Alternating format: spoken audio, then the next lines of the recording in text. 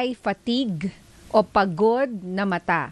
Lalo na po dun sa mga taong nag-gadget o work from home, yung mga nakatapat ang mata sa Facebook, o sino ba yung mga guilty dyan, mga lolo't lola yan, yung mga seniors natin minsan, daming comment, minsan sasabi ko, dami mong comment, siguro lagi ka nasa Facebook. Oo.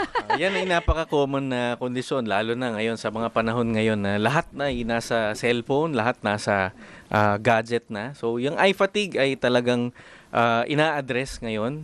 Kaya nagkakaroon ng simptomas gaya ng dryness ng mata, paglabo ng paningin. So, pinakamaganda ay pinapahinga pa rin ang mata. Even sa mga bata, merong mga recommended na screen time para maiwasan yung eye fatigue. Aba, Atinin, blockbuster itong topic natin today kasi maraming mga tanong dito. Simulan ko muna kay Ben Rances. Doc, usual eye care tips applicable for working people. Usual eye care tips. Eye care tips. Siguro ang pinakamagandang nung nabanggit na working people ay yung sapat na pahinga na bawat interval. Meron nga tayong tinatawag na 20-20-20 na rule. For every 20 minutes, you rest your eye for 20 seconds and look 20 feet. Yes. Para mapahinga at maiwasan yung eye fatigue. So 20-20-20 rule. Looking 20 feet for 20 seconds every 20 minutes. Opo, para at least hindi sobrang exposed sa screen time na hindi mo namamalayan, oras ka na pala nakababa dyan. Tama. So magandang medyo mag-manual ka rin, di ba? Para mapahinga ang iyong mata. Usaping katarata, Doc, maraming mga tanong dito. Tanong po ni Jess muli, kailan ba masasabi na kailangang pa-opera? Kasi sa kanya naman daw, maliwanag po siya sa loob ng bahay pero hazy pag nasa labas na ng bahay at nagmamaneho. Usually pag ganyan, dahil nga pag nasa labas, nagkakaroon ng, dahil maliwanag sa labas, usually kung daytime, ang katarata ay dinidifuse ang ilaw or sinasabog niya yung ilaw sa loob ng mata. So yan yung nagkukos ng paglabo lalo. Kaya usually pag nasa bahay, dahil usually sa bahay tayo ay ang activities natin ay usually malalapit lang. So hindi masyadong nararamdaman na meron ka ng katarata or maliwanag pa para sa'yo. Pero pagka lumabas ka na, usually yan, may distance vision.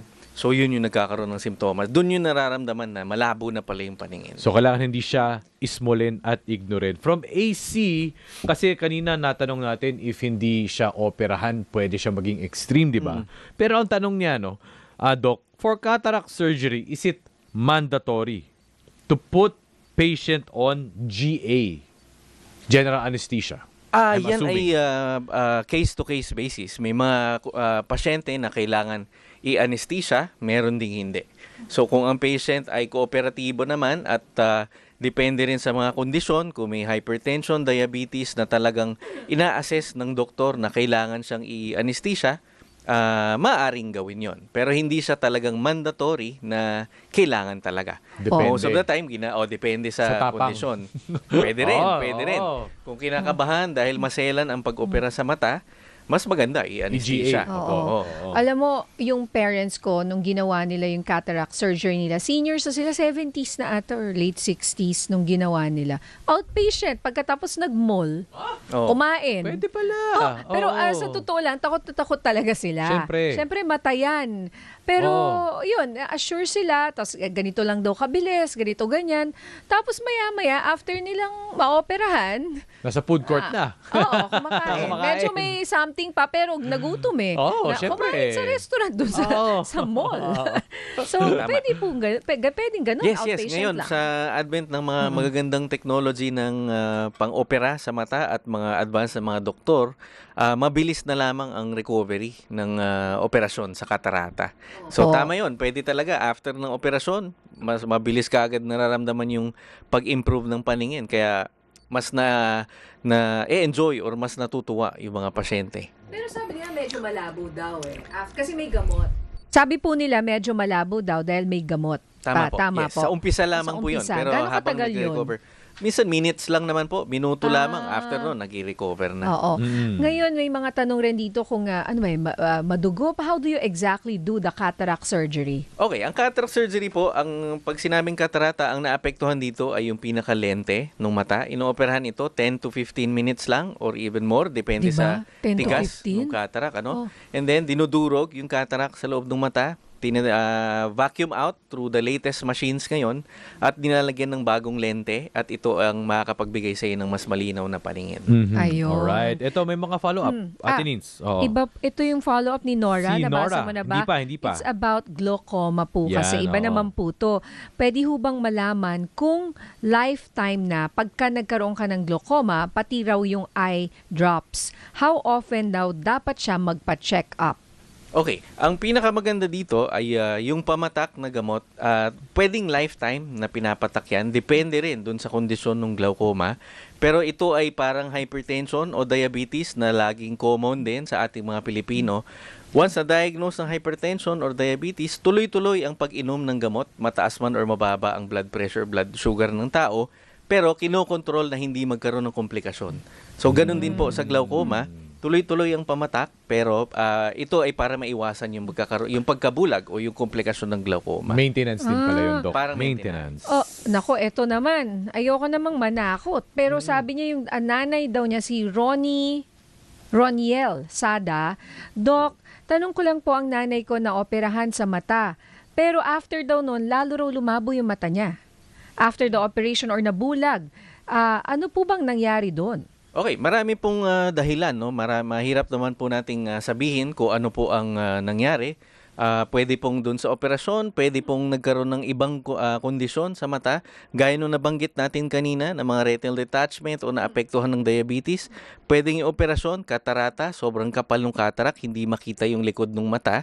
No, once tinanggal yung katarata, dun pa lang makikita or maa-assess kung talagang meron pang ibang kondisyon na dapat i-address. So, pwedeng mas lumabo or pwedeng malabo pa rin dahil may iba pang kondisyon na kailangan pong i-address. Bukod dun sa katarata po. Anong advice nyo? Dahil ngayon, sa kabilang mata naman daw ang may katarata. Okay, so yun po, talagang madalas, parehas na mata naman ang nagkakaroon ng katarata. Hindi, inooperahan ng Sabay? isang mata. Hindi naman po sa sabay na talaga, pero by age kasi at sa mga kondisyon, talagang parehong mata ang nagkakaroon ng katarata. Hindi lang natin inooperahan ng sabay for some reasons. Isang mata muna, usually after a week or two, ginagawa yung kabilang mata. Yung iba raw pinapahinog, what's that? Ngayon kasi hindi na po ganun ang paraan dahil ngayon advanced na yung mga technology. Dati kasi mano-mano ang pagtanggal ng katarata, kaya kailangan matigas at hinog yung katarata dahil malaki yung incision, nilalabas yung katarata po at kailangan matigas para pag nilabas yung katarata po ay buong buo. Correct. Walang naiiwan. Pero ngayon po, mas maagang nakita na may katarata po, mas maganda. Kasi yung visual recovery ng pasyente at yung kanyang recovery sa paglinaw ng paningin ay mas mabilis din. Actually, ito po, Doc, si Marivic, maaaring nasagot na siya. Pero for emphasis, Doc, ano po ang bago sa cataract procedure and how to determine which eye should first undergo cataract surgery if both eyes have cataract? Okay, yan po ay depende sa doktor. Ina-assess ng doktor kung ano ang dapat mauna. Maraming hindi natin masabi na hindi lahat kasi ng cataract ay pare-pareho. So, kailangan po ma-assess ng doktor at yung doktor po ang nararapat na magsabi kung alin yung dapat na mauna. Wala naman siya talagang straightforward na rule kung ano yung dapat mauna. Meron lang may mga kino-consider lang ang mga doktor na kung ano yung dapat mauna. Usually, pwedeng kung ano yung mas malabo para mas maramdaman nila kagad yung improvement ng paningin. Pwedeng kung talagang may kondisyon yung kabilang mata, inuuna yung isang mata para meron na siyang working eye. So maraming kino-consider. Case So to case. iwan natin po yan sa doktor, sa specialista at i-explain or ipapaliwanag naman kung ano yung dapat na mauna. Opo, ito si Maria Dulce Orate. Si Maria Dulce Orate, ang tanong po niya, ano raw ang pwedeng mangyari kung hindi maoperahan agad ang cataract? Yan po yung sinasabi nating isa sa pwedeng mangyari ay yung glaucoma. So ito ay tinatawag na secondary glaucoma na kung saan sa loob ng mata kasi tuloy-tuloy ang production at drainage ng tubig. Pero dahil mababarahan ito ng katarata, mai-impede yung drainage ng tubig sa loob ng mata, tumataas ang eye pressure, nasasakal yung ugat at doon nagsisimula yung glaucoma. So yun doon at ang glaucoma ay nagkakaroon ng permanent loss of vision. So kung ano man po yung nawalang paningin dahil sa glaucoma, hindi na po natin mababalik. O baka yun rin yung nangyari doon sa sabi na bulag pagkatapos. Pwede po yun. Kasi di ba ang glaucoma nga po, sabi nyo, permanent, irreversible. So once you have that glaucoma, Yun na. yun na yun. It will Oo. just develop into something, 'di ba? Hanggang Opo, mabulag tama ka. po. Yes. And you can only delay it, hindi Yes, mo ba? correct. Gamit yung Oo. mga gamot, may mga laser procedure, may mga operasyon. Oo. Na- So paano ma-prevent ang glaucoma? Opo. Screening pa rin. Yun ang pinakamaganda pa rin ay magpa-check up. Lalo na kung merong, kung ang primary glaucoma mo ay meron ang iyong mga magulang, kapatid. So ang number one cause niyan ay family history.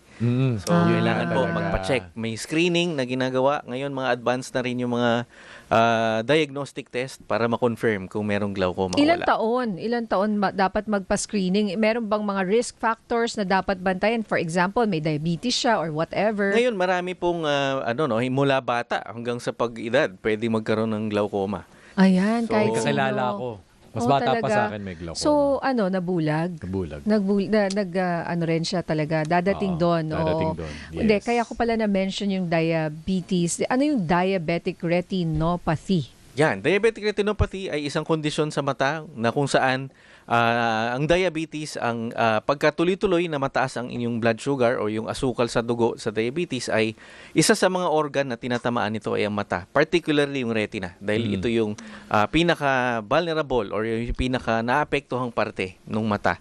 So nagkakaroon ng mga changes or pagbabago dun sa character dun sa retina na nagkukos ng retinopathy. Doc, ito before we go, perhaps nararanasan ng karamihan sa atin, na pag-usapan natin kanina, yung eye twitching, di ba? Kapag Yes. ikaw pagod o stressed, normal po ba yun? Hindi po ba siya dangerous? Yan, isa rin yan. Madalas din yan nangyayari ngayon. Usually eyes fatigue or stress. Nagkakaroon ng pag-twitching, usually ng talukap ng mata. Di naman alarming, pero yun ay isang pwedeng maging simptomas din ng ibang kondisyon, gaya ng panunuyuri ng mata. So yan ay kino-correlate. So kailangan nating hanapin kung ano yung naging dahilan para yun yung i-address natin. Kasi Doc, minsan matagal Parang isang linggo ko na itong nararamdaman Tapos Or parang mawawala na minsan lang siya. tumatagal. Parang mas Oo. matagal yung pag-uncontrollable na ano. Minsan Tama. natatakot ka, naku, titigil Ano ba kaya to? Ano Oo kaya nga. to? Tapos mawawala na lang. So 20-20 rule, gaya yung sabi ko niya, 20 feet, 20 seconds Tuminsa. every 20 minutes. Okay. Tumingin sa malayo. Ganun. 2020. Tumingin sa, wag sa langit, wag sa araw. Masisilaw ka Tumingin naman sa doon. malayo. Oo. Oo, Mamaya tama. sabihin siya, ano tinitingin-tingin mo dyan? So maganda Doc yun din kapag nararamdaman ng isang tao yun, mag 20-20-20 rule din. Yes. oo. At saka syempre, ipapahinga ang mata at yun ang mga pinakamadaling mga gawin para kumbaga home remedy na pwede natin gawin. Pangalawa, syempre, ang pagkonsulta sa doktor. Alright. Napaka-importante. Oo, or Basic. ipikit yung mata. Minsan, matulog or something. No? Oo Lagyan mo nga, ng tama po. pipino mix. Na-imagine. Hindi. Okay, last cucumber. question. Ano yung UV-related eye damage? And anong opinion nyo dun sa mga salamin na kesyo raw anti-UV? May nagsabi kasi, hindi naman daw kailangan. Yung ba yung yan. anti-blue light? Oh, yung mga sorry, ganon, anti-blue oo. light. Okay, Yeah, oo. ngayon po ay maraming lumabas na ganyan mga feature, no, sa mga optical shop, sa mga ino-offer nila yan, Ang no? mahal ha? Parang kasing mahal nung lens. Tama nung po. Oo. Although yan, sa ngayon, wala pa talagang scientific evidence na talagang magsasabi na ito'y contributory or ito'y nagbibigay ng benefit. Pero, hindi masamang kunin or i-take yung ganong mga offer ng optical shop na dahil ito ay nakakatulong din. Ang salamin nakakatulong bukod sa paglinaw, naiiwasan din niya na mag-dry kagad ang mata dahil pag lagi kang nakaharap sa aircon, sa electric fan, nagkukos din ng panunuyo ng mata. So gaya na sabi ko kanina, ito yung magkakadugtong ng mga simptomas at mga kondisyon sa mata. Oo, kasi nung in-offer sa akin yun, kasi bumibili lang kunyari ako ng salamin sa anak ko. Sabi niya, gusto niyo po yung anti-UV? Anong Blue anti-blue light? light?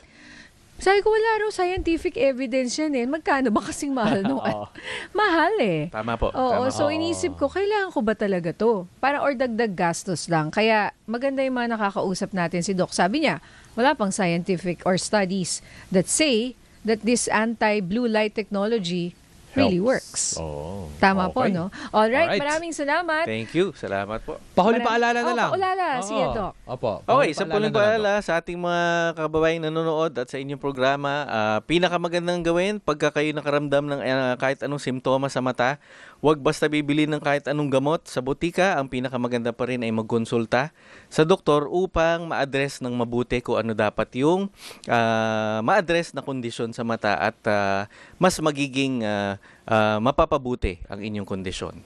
Alright, maraming salamat, Doc Mark Marasigan, ang ating doktor serbisyo. Thank you, Doc. Thank you po. Thank you, Doc.